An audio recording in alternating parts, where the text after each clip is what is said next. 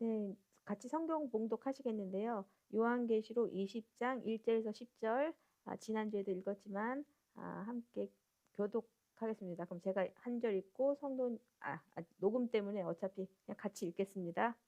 또 내가 보매 천사가 무저갱이 열쇠와 큰 쇠사슬을 그의 손에 가지고 하늘로부터 내려와서 용을 잡으니 곧 옛 뱀이요 마귀요 사탄이라. 잡아서 1000년 동안 결박하여 무저갱이에 던져 넣어 잠그고 그 위에 임봉하여 1000년이 차도록 다시는 만국을 미혹하지 못하게 하였는데, 그 후에는 반드시 잠깐 노일이라.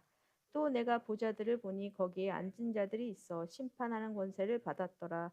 또 내가 보니 예수를 증언한가 하나님의 말씀 때문에 목배임을 당한 자들의 영혼들과 또 짐승과 그의 우상에게 경배하지 아니하고 그들의 이마와 손에 그의 표를 받지 아니한 자들이 살아서 그리스도와 더불어 1000년 동안 왕노릇하니, 그 나머지 죽은 자들은 그 1000년이 차기까지 살지 못하더라. 이는 첫째 부활이라. 이 첫째 부활에 참여하는 자들은 복이 있고 거룩하도다. 둘째 사망이 그들을 다스리는 권세가 없고 도리어 그들이 하나님과 그리스도의 제사장이 되어 1000년 동안 그리스도와 더불어 왕노릇하리라. 1000년이 참에 사탄이 그 옥에서 놓여 나와서 땅의 사방 백성 곧 곡과 마곡을 미혹하고 모아 싸움을 붙이리니 그 수가 바다의 물에 같으리라. 그들이 지면에 널리 퍼져 성도들의 진과 사랑하시는 성을 두르매 하늘에서 불이 내려와 그들을 태워버리고, 또 그들을 미혹하는 마귀가 불과 유황못에 던져지니 거기는 그 짐승과 거짓 선지자도 있어 세세토록 밤낮 괴로움을 받으리라. 아멘. 네, 지난주에 이어서 웨인 구르덴 박사의 조직신앙을 바탕으로 세 가지 종말론적 이제 그 견해를 비교 분석해 보는 시간을 이제 컨티뉴 하는데요. 오늘은 후천년설에 대해서 다루겠습니다. 먼저 시작하기 전에 종말론 연구의 중요성, 그게 왜 중요한가? 제가 지난주에 잠깐 나눴지만 이 이단적 종말론 바이러스로부터 교회를 보호하기 때문에 바른 종말론이 세워지는 게 중요하고요. 또 현실 삶에서의 거룩함과 성교적 열정을 유지하는 동력이 되기 때문에 이 종말론을 멀리할 것이 아니라 오히려 우리가 가까이 하고 연구를 해야 된다는 거. 그리고 그리스도의 재림에 대한 소망을 구체적이고 성경적으로 정립하게 한다는 거죠. 그러니까 내 감정이나 내 생각이나 뭐 이런 것이 아니라 성경을 바탕으로 한 그리스도의 재림에 대한 소망이 세워지는 시간이 되기 때문에 종말론은 중요하다. 그래서 종말론은 구원론이나 기독론과 같은 핵심 교리는 아니에요. 그렇지만 성경 전체를 해석하는 틀을 결정하는 중요한 신학 분야라는 것입니다. 제가 지난주에도 나눴듯이 주님 오실 날이 얼마 남지 않았다는 것에 대한 어떤 경각심과 믿음, 그게 다 있어요. 그리고 같은 것 같았어요. 근데 대화가 진행되면 될수록 뭔가 안 맞고 서로 다른 얘기를 하는 것 같은 느낌을 받았던 것은 결국 신학의 차이였다는 것을 제가 나중에 깨달았습니다. 그래서 주님이 재림하시기 전에 부흥의 때가 있어야 하니까 그리고 한국이 그 주요 국가로 쓰임받게 될 것이다. 이런 생각이 어디서 온 건지 그런 얘기를 하는 분이 있었는데, 그런 생각이 어디서 오는 건지 캐치를 못했었어요. 그랬다가 신학대 가서 후천년설을 배우고 나서 아마 그분은 후천년설 교리에 영향을 받은 어떤 목사님의 영향을 받아서 이제 마지막 때에 큰 부흥이 있을 것이고 교회가 막 의와 뭐 무슨 이런 걸로 통치하게 될 것이고 세상을, 근데 한국이 그거의 주요 국가로서 쓰임 받을 것이다. 뭐 이런 생각을 주입받았나 보다, 이런 생각이 들더라고요. 어찌됐거나 이제 세 가지 천년왕국설을 다시 한번 비교해 보면 전천년설은 이제 여기 구르덴 박사가 이제 결론으로는 전천년설이다. 성경으로만 우리가 바탕으로 한다면 전천년설이라고 얘기하시는데, 전천년설은 그리스도가 천년왕국 전에 재림하셔서 세상을 통치한다는 것을 믿는 거예요. 그러니까 이제 요한계시록에 나온 것처럼 천년간의 통치, 성도들이 부활하여 첫 번째 부활한 성도들이 예수 그리스도와 지상에서 1000년 동안 통치할 것이다라는 것을 믿고, 또 두 번의 부활, 즉 의인의 부활과 악인의 부활에는 요한계시록 20장에서 말하듯이 1000년의 기간을 사이에 두고 있다고 믿는다면, 후천년설은 그리스도가 천년 왕국 후에 재림하신다는 거예요. 그래서 교회가 성경에서 말하는 그런 천년 왕국을 이루고 난 후에 주님이 그냥 재림하신다. 이렇게 하는 믿음이고, 무천년설은 천년왕국의 영적인 통치일 뿐이지 문자적인 지상 통치는 아니라고 생각하고, 교회 시대가 그 천년왕국의 영적인 상태를 나타낸다, 이렇게 이제 생각하는 거죠. 그래서 이제 지난주에 나눴던 무천년설에 대한 요약과 결론을 잠깐 나누면, 이제 무천년설의 장점은 그거예요. 천년왕국이라는 게 없으니까 그냥 교회 시대가 끝나면 재림과 부활과 심판과 영원이라는 그 영원 세계가 그냥 한꺼번에 다 일어나는 거예요. 그래서 단일 직선 구조로 종말의 사건들을 깔끔하게 정리해주는 단순성과 논리적 매력이 있는 반면에, 또 치명적인 약점은 그 계시록 20장을 지나치게 영해, 그러니까 영적으로 해석함으로써 사탄의 철저한 결박과 성도들의 첫째 부활이라는 본문의 자연스러운 텍스트 의미를 소화하지 못한다는 거. 그래서 그루뎀 박사의 결론은 역사적 전천년설이 요한계시록 20장 본문 자체를 더 자연스럽고 일관되게 설명하기 때문에 무천년설보다 더 성경이 더 적합하다, 이렇게 이제 나중에 결론을 내리긴 하는데요. 그렇다면 후천년설이 무엇을 주장하는가에 대해서 살펴보면, 명칭이 의미하듯이 포스트 밀레니엄, 그래서 천년 왕국 이후에 주님이 재림한다라는 걸 확실히 하고 있어요. 그러니까 전천년은 프리 밀레니엄이라면 이거는 후천년은 포스트 밀레니엄.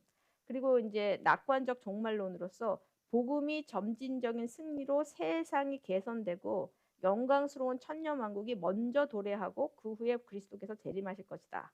그래서 사회적 영향력도 기독교적 가치가 문화와 사회 전반에 확산되어서 평화와 의의 시대가 역사 속에서 실현될 것이다라고 믿어요. 이 후천년설을 믿는 분들은. 그래서 핵심은 이제 성령의 역사와 복음의 능력이 세상을 변화시키고 천년에 걸친 평화와 의로운 통치를 실현한 후에 주님이 재림하신다고 이제 보는 거죠. 그래서 교회의 복음 전파, 사회 변혁을 통해서 그런 식으로 이게 평화와 번영의 시대가 바로 천년 왕국이고, 이 황금기, 이걸 또 황금기라고 표현하는데, 황금기가 무르익고 끝날 무렵 예수님이 재림하신다.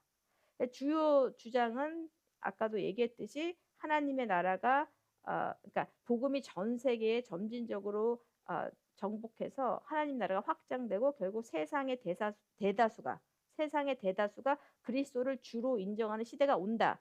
이분들이 이렇게 주장하는 거는 이제 성경 곳곳에 있는 천년 왕국을 나타내는 듯한 성경 구절에서, 거기 보면 여호와를 아는 지식이 온 땅에 만연할 거라고 하니까 그게 교회가 할 일이라고 이제 해석하는 거예요. 주님이 오셔서 이룰 일이라고 생각 안 하고, 그러다 보니까 이제 세상의 대다수가 그리스도를 주로 인정하는 시대가 올 거다.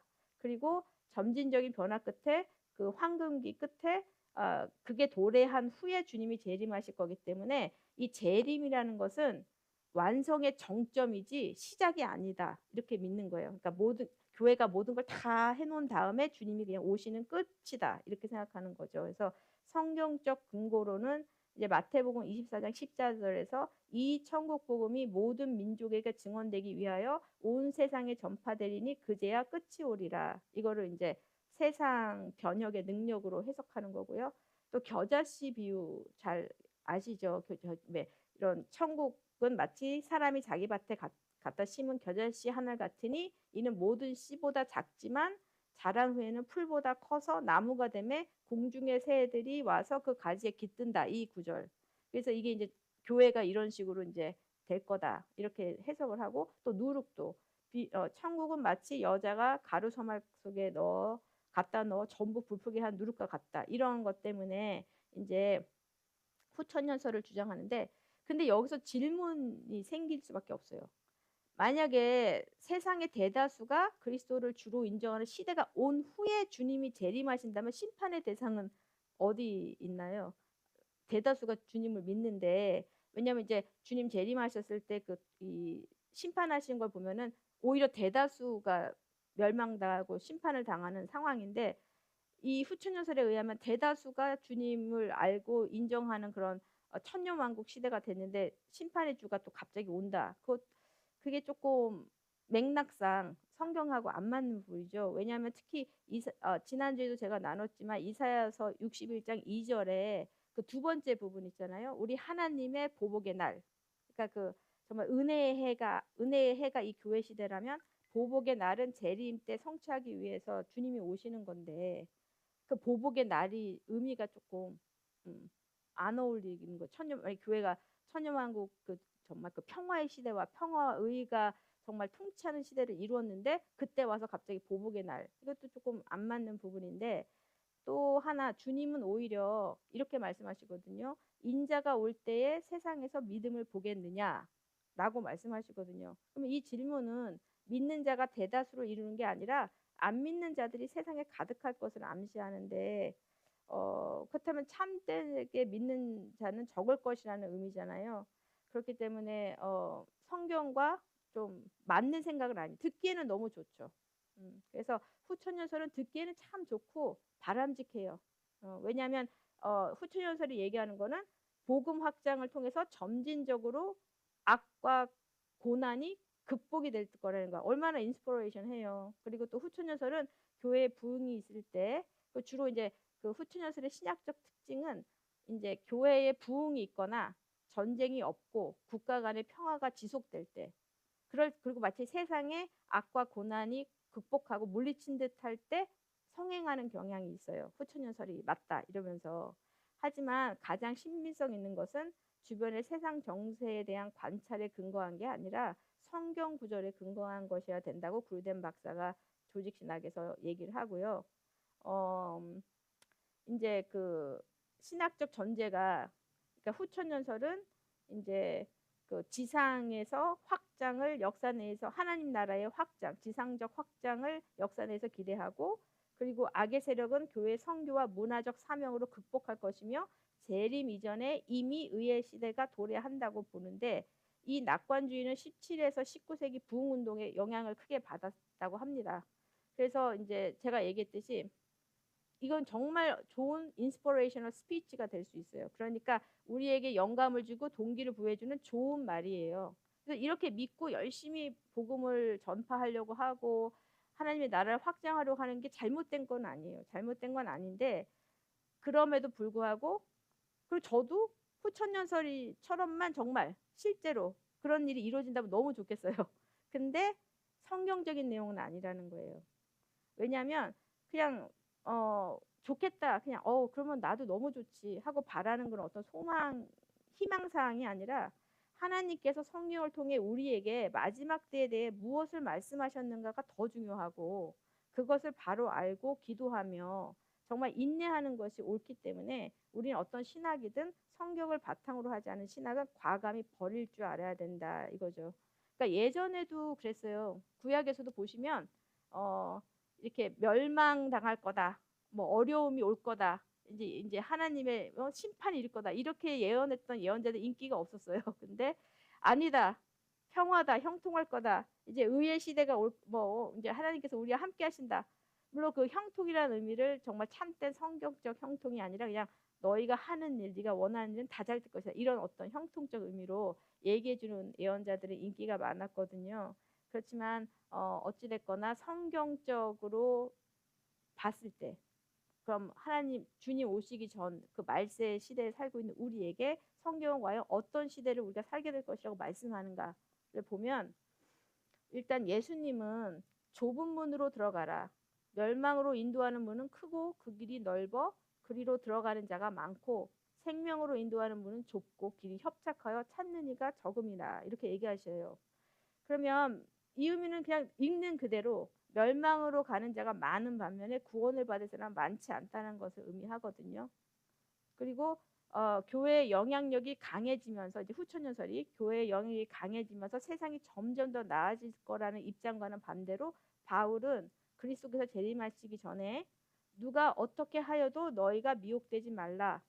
먼저 배교하는 일이 있고 저 불법의 사람 곧 멸망의 아들이 나타나기 전에는 그날이 이르지 아니하리니 그는 대적하는 자라 신이라고 불리는 모든 것과 숭배함을 받는 것에 대항하여 그 위에 자기를 높이고 하나님의 성전에 앉아 자기를 하나님이라고 내세우느니라 라고 얘기하거든요.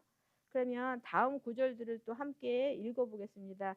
디모데후서 3장 1절에서 5절 말씀입니다. 너는 이것을 알라. 말세에 고통하는 때가 이르러 사람들이 자기를 사랑하며 돈을 사랑하며 자랑하며 교만하며 비방하며 부모를 거역하며 감사하지 아니하며 거룩하지 아니하며 무정하며 원통함을 풀지 아니하며 모함하며 절제하지 못하며 사나우며 선한 것을 좋아하지 아니하며 배신하며 조급하며 자만하며 쾌락을 사랑하기를 하나님 사랑하는 것보다 더하며 경건의 모양은 있으나 경건의 능력은 부인하니 이 같은 자들에게서 네가 돌아서라 이렇게 얘기하시고 또 디모데 후서 3장 12, 13절 그리고 4장 3절 4절 같이 읽겠습니다. 무릇 그리스도 예수 안에서 경건하게 살고자 하는 자는 박해를 받으리라. 악한 사람들과 속이는 자들은 더욱 악하여져서 속이기도 하고 속기도 하나니 때가 이르니니 사람이 바른 교훈을 받지 아니하며 귀가 가려워서 자기의 사욕을 따를 수승을 많이 두고 또 그 귀를 진리에서 돌이켜 허탄한 이야기를 따르리라. 그러면 이게 지금 후천연설이 그리고 있는 그런 어떤 피치 컬러 퍼펙트 월드가 아니잖아요. 전혀. 오히려 어려움과 고난이 그리고 정말 믿으려는 사람은 핍받고 환난이 있을 것이고 오히려 사람들이 많은 스승을 둔대요. 그 자기 듣고 싶은 말만 듣고 그냥 자기 귀가 가려운 대로 긁어주는 쪽을 찾아가게 될 거라는 거예요. 진리를 버리고. 그래서 그런 굉장히 좀 암울한 시대죠. 근데 더 결정적으로 예수님이 직접 사복음서에서 말씀하신 마지막 때에 있을 환난에 대한 구절이 여러 나오지만 마태복음 24장 22에서 25절만 대표적인 말씀만 한번 같이 읽어보겠습니다. 이는 그때에 큰 환난이 있겠습니다. 창세로부터 지금까지 이런 환난이 없었고 후에도 없으리라. 그 날들을 감하지 아니하면 모든 육체가 구원을 얻지 못할 것이나 그러나 택하신 자들을 위하여 그 날들을 감하시리라. 그때 사람이 너희에게 말하되 보라 그리스도가 여기 있다 혹은 저기 있다 하여도 믿지 말라. 거짓 그리스도들과 거짓 선지자들이 일어나 큰 표적과 기사를 보여 할 수만 있으면 택하신 자들도 미혹하리라. 보라 내가 너희에게 미리 말하였도다. 그래서 이 말씀은 기독교화된 세상을 묘사하는 것이 아니라 큰 고난과 악의 세상, 이제까지 있었던 지상의 모든 환난보다 극심한 대환란의 세상을 묘사하고 있습니다. 그리고 이 본문의 30절에는 그리스도께서 오실 때 세상의 이 본문에서 30절에는 뭐라고 얘기하시냐면 그러니까 그리스도가 오실 때 세상의 대다수의 사람들이 그분을 환영하는 게 아니라 땅의 모든 족속이 통곡할 것이라고 합니다. 땅의 모든 족속이 예수님 오는 걸 보고 통곡할 정도로 믿음하고 상관없는 세상인 거예요. 그래서 후천연설이 그리고 있는 세계관이라는 건 달라도 너무 다른 거죠.